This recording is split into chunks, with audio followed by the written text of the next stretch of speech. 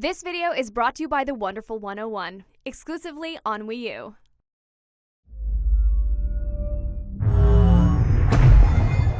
Hey everybody, Marty Sleva here with Sam Claiborne. What's up? Everybody. Yes, what's up everybody? Sam, last week we got to play Super Mario 3D World. That's right. Yeah, we got to play for about an hour. We did some single player and some Plus multiplayer. cats. Plus cats. So what did you think? What was your kind of initial impression? That's funny. Well, first of all, I get incredibly excited every time I get to play a new Super Mario Brothers game, absolutely. no matter what. It's just like, it's part of my being. Yeah.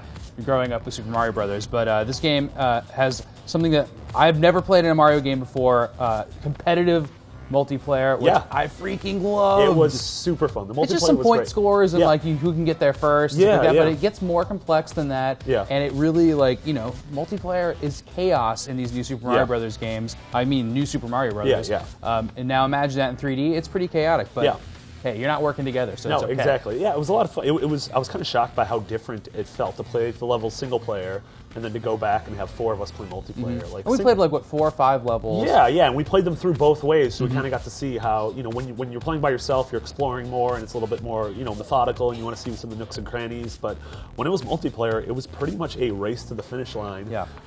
And so whoever gets to the finish line first and then is highest in the flagpole will most likely win the round. I think that's kind of how we, there are it seems points like throughout the you level. can collect coins and you can, do stuff, and you can lose lives too, which is bad. You can be kicked out of the entire match. But you can collect coins and get points and stuff. But really, it matters who gets the highest on the flagpole. It seems like. Yeah, and then they get a crown for the next level. Yeah, they're wearing it. And they're like, wearing a physically, crown, and if they crown. can make it to the finish line of the next level first, then they get some sort of a bonus. Yeah, and we didn't let anybody do that. No, because we repeatedly beat down on the person with the crown. Yeah. So that ruins our news scoop.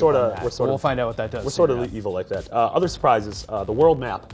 It was sort of 3D, and you could roam around. It wasn't like you had to go from this level to this level to this level. You could just move around the entire environment. There were coins you could collect outside of the levels. It seems like there were some secrets. I'm particularly obsessed with Mario maps. Oh right? yeah. Oh my God. Mario Super Mario World's World is the coolest, and then of course the level between levels, which is the castle.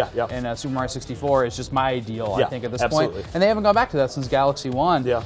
Which is not even that complex. But this game, it looks like there's some secrets on the map, and you actually walk around almost like in an isometric perspective, like you would in Super Mario 3D Land, and also these levels, and you kind of explore and you hop into a level that way. All 4 people kind of follow the leader around. Multiplayer. Yeah, that was it's an interesting map perspective. Yeah, absolutely. And another big thing were a lot of different items and sort of power-ups. There was... we saw a brand new power-up. We saw a brand new one. Well, we saw a couple brand new ones. We saw you can pick up a plant, a piranha plant, a sleeping piranha plant you pick up and you go through the level and it'll eat things for you. Yeah.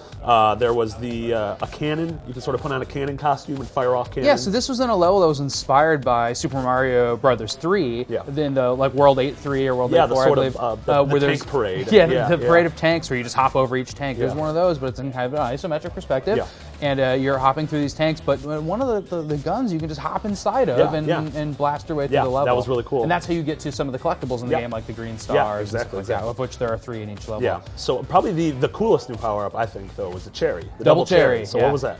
Oh, it's so cool. So this power up is just it kind of proves that this is an HD generation Wii U game because it makes multiple copies of yourself and the people that are playing with you. And we didn't find a limit to the number of copies you can make. So you eat this cherry and you double. You eat another cherry and you get a third person, then a fourth person. You don't actually double after that. And you're controlling them all at the same time.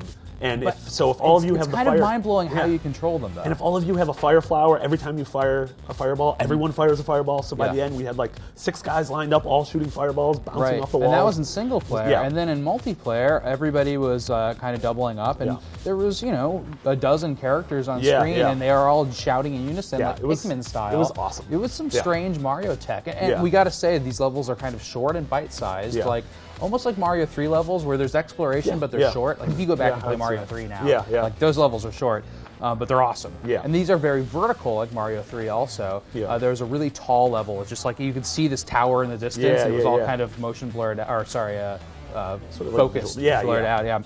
And you run there and hop up the level, and then it was pretty much over. I mean, it was a short level, but they're short but sweet. Yeah, that was cool. I think, both of us really enjoyed our time with the game. Yeah.